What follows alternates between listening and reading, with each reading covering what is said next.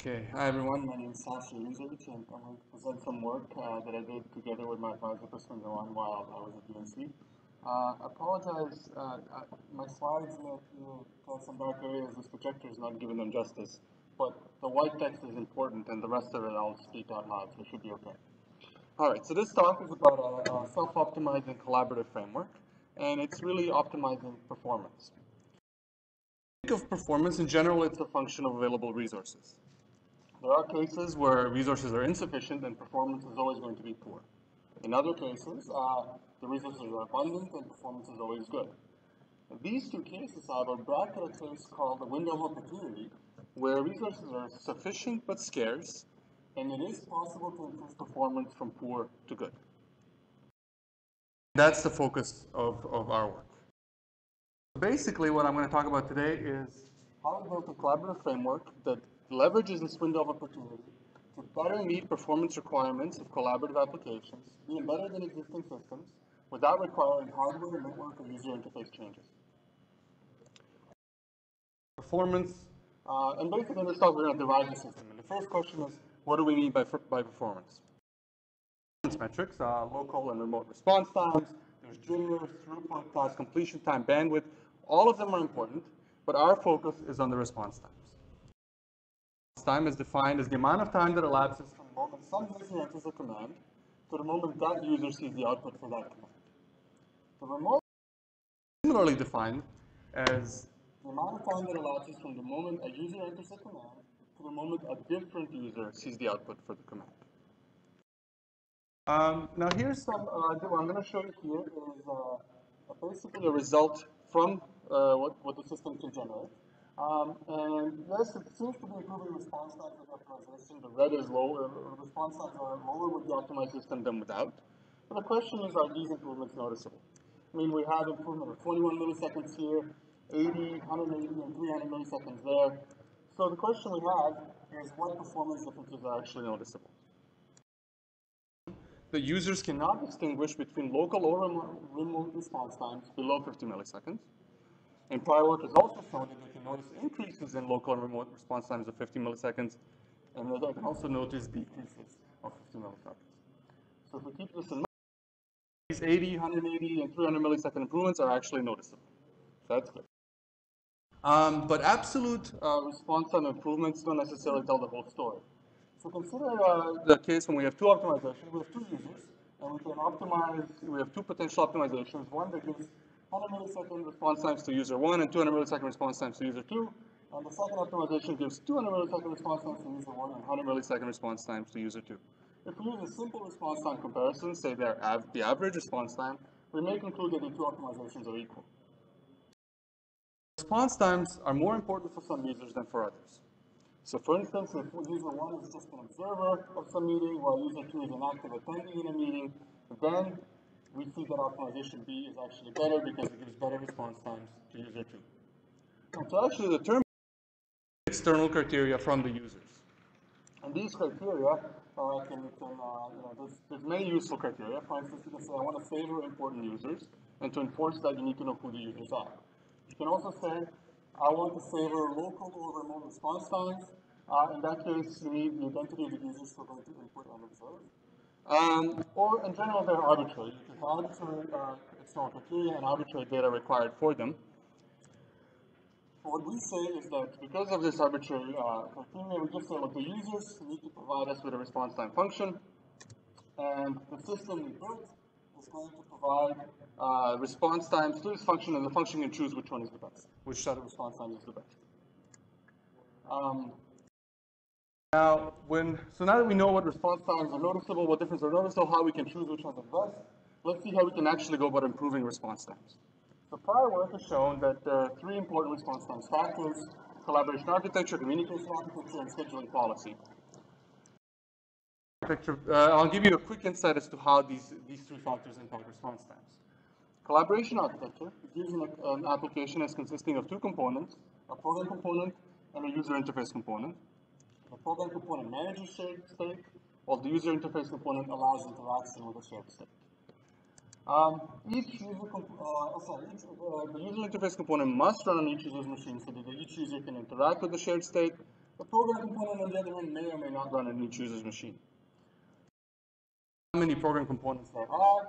Each user interface component must be mapped to some program component to which it's going to send inputs and from which it's going to receive outputs. Now, there are a couple of popular centralized architecture mapping.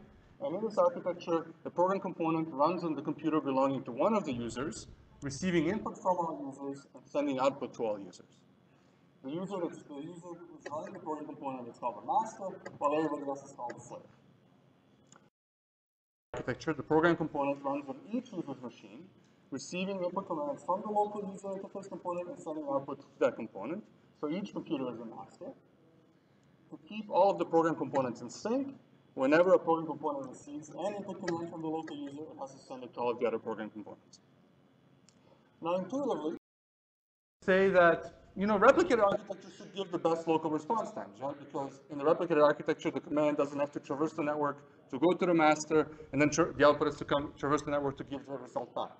So that's the intuition, but intuition is not always correct. For example, Gopil Chung, one of Prasun's other students, has shown that asymmetric processing powers and low network latencies actually favor the centralized architecture. Now, regardless of what architecture we use, what we see is that the master computer must perform the majority of the communication task. So in the replicated architecture, the master must send inputs to all of the other computers. In the centralized architecture, the master must send outputs to all the computers. The question is, do we use Unicast or Multicast to send these commands? Unicast, the transmission is going to be sequential. So the issue there is if the number of users is large, the transmission may take a long time. With Multicast, the transmission is done in parallel by multiple machines because, by definition, as a machine receives a command, it may be forced to transmit that command on behalf of the source. It may seem, that multicast is always better. After all, it's going to provide better remote response times because the transmission task can be performed quicker when there are multiple machines doing it. However, when you think about it, Unicast might actually be better because with Unicast, the message doesn't have to traverse the network multiple times to go from the source to the destination, whereas in multicast, it may have to go from user 1 to user 2, and then to user 10, so it may have to traverse the network multiple times. So the answer isn't really clear which one is better. Now, when we think of multicast, one issue that pops up is that any computer may have to both transmit and process commands. And fortunately, one thing we observe is that the processing and transmission of commands is independent. For example, in the replicated architecture, a computer can process an input command and transmit it at the same time. And in the centralized architecture, a computer can process an output command and transmit it at the same time. We can choose a scheduling policy to determine the order in which these tasks execute. Let's consider single core and variable core machines separately. On single core machines, we can process, then transmit. So you can use a process first policy. We can do the opposite. We can transmit, then process. We can try doing these things in some sort of concurrent fashion. Or we can try to do something smart and say, look, we'll delay processing and do transmission as long as the delay in processing is not noticeable to the users. And that's what we did before in a policy called the lazy policy. On variable core machines, you have the option of saying, look, I can use one core or multiple cores for processing or a transmission task. And the question is, how many cores do you use for each? Well, I would show that, in fact, when you have a multiple core machine, using one core for transmission and one core for processing is sufficient. The reason is for that the transmission, one core is sufficient to, when one core is transmitting commands, it's sufficient to saturate a network card because the CPU is much faster than a network card.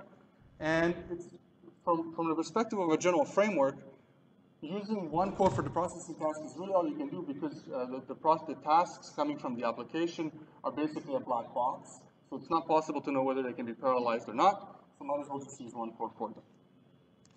On the single core computer, however, we found that neither the transmit first, concurrent, and lazy policies dominate each other. So the question there is, the answer there is not obvious which policy to use when a single core is available. And in fact, I'm going to pose a question at the end that says maybe on the multi-core system it's also not as obvious as it may seem. Okay, so now we know the factors that we can improve or change to improve response times.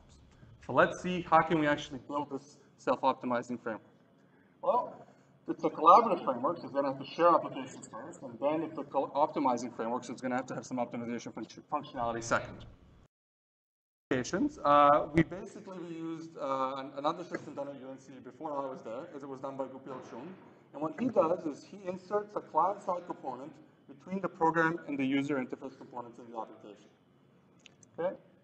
And now to enforce a centralized architecture, basically the client-side components forward outputs to each other so that forward inputs to each other so that whenever an input arrives, client-side component makes sure that it's forwarded to the client-side component on the master.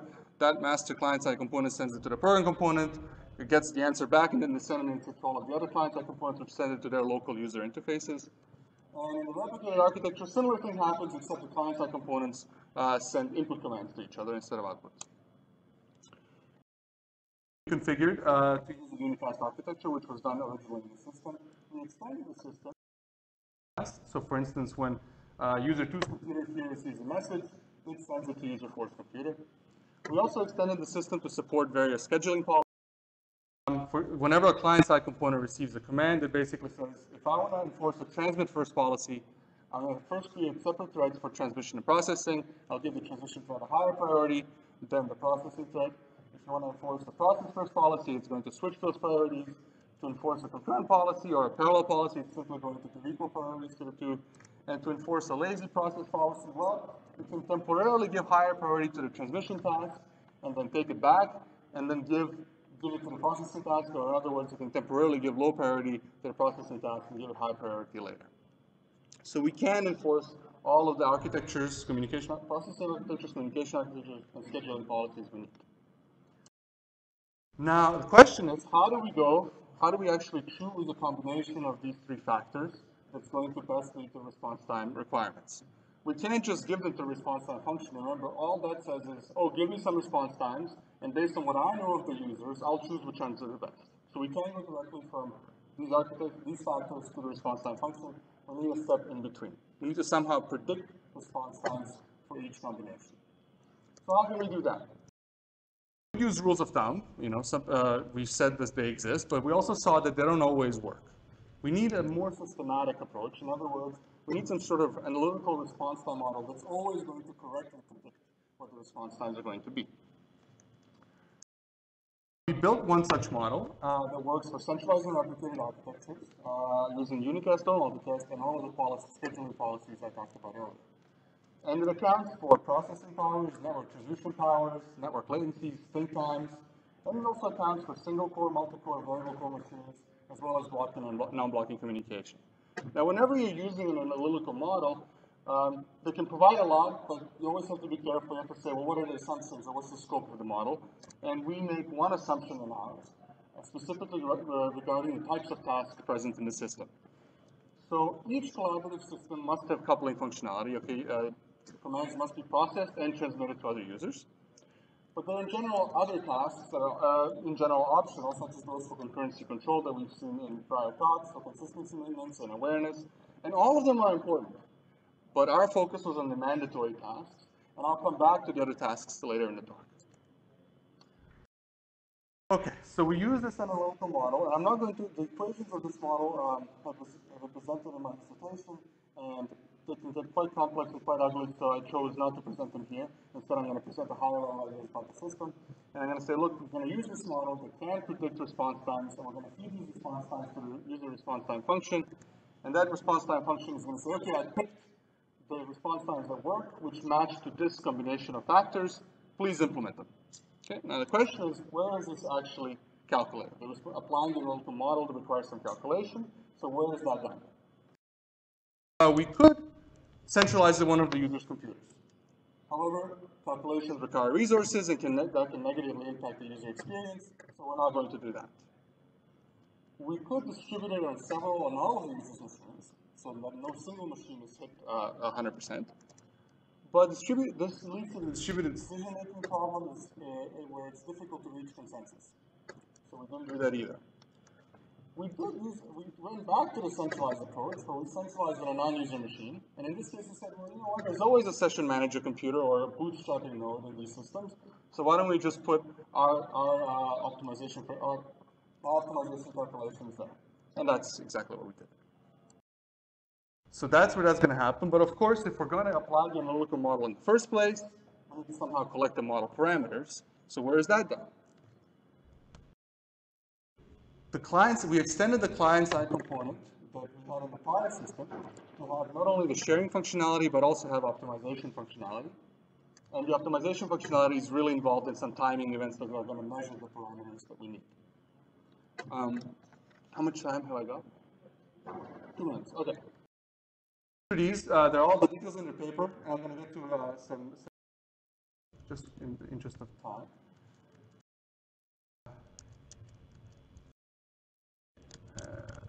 Sorry, there's lots of animations.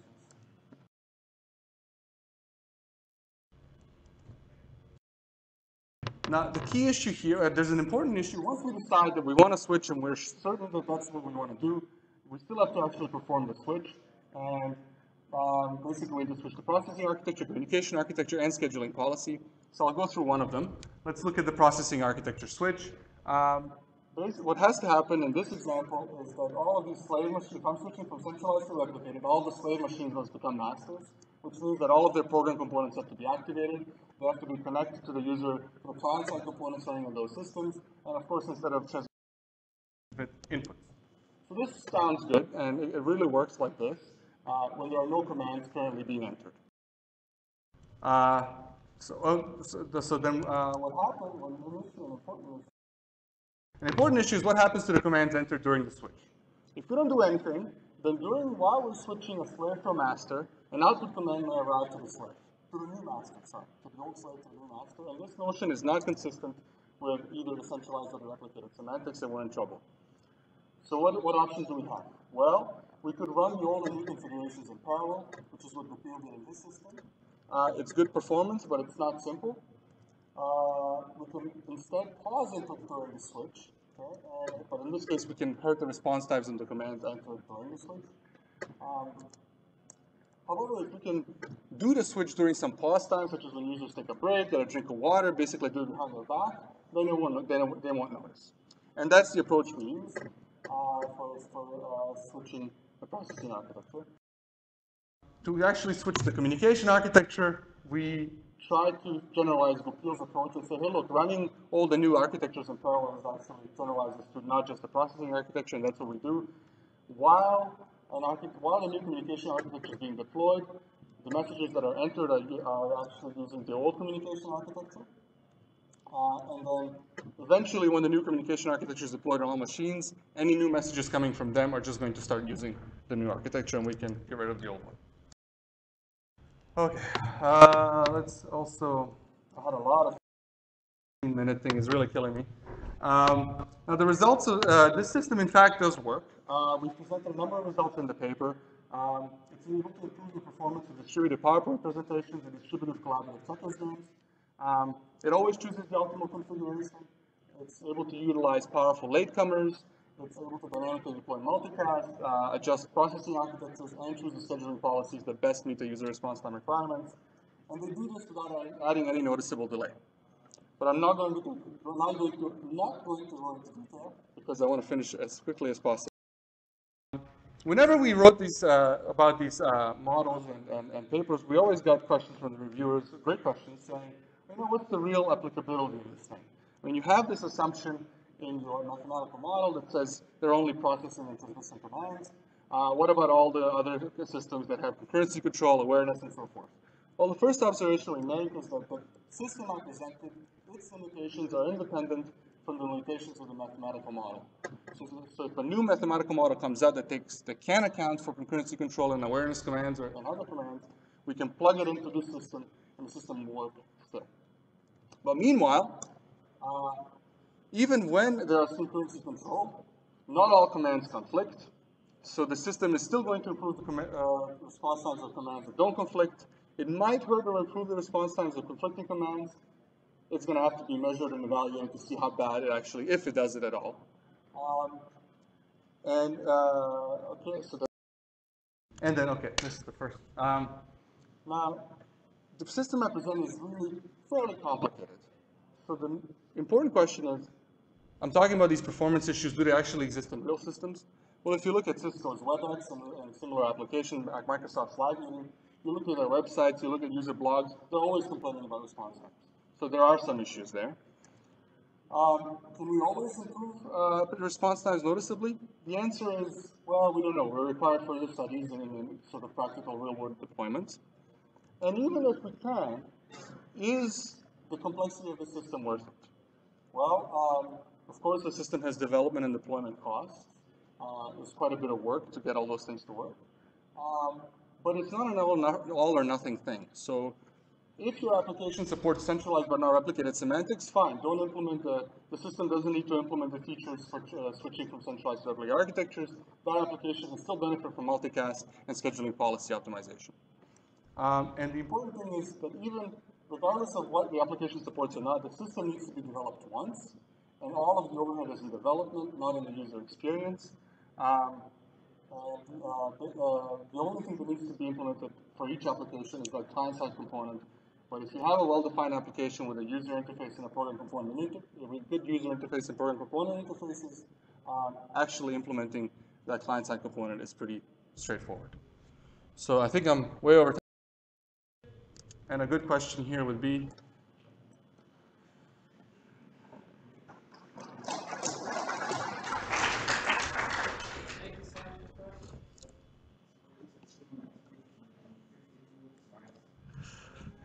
it's like a cartoon when I try to do it. So David, from UC Berkeley. I have two questions. Sure. One is about the model you use. It seems like you're dealing with a fairly complex system here.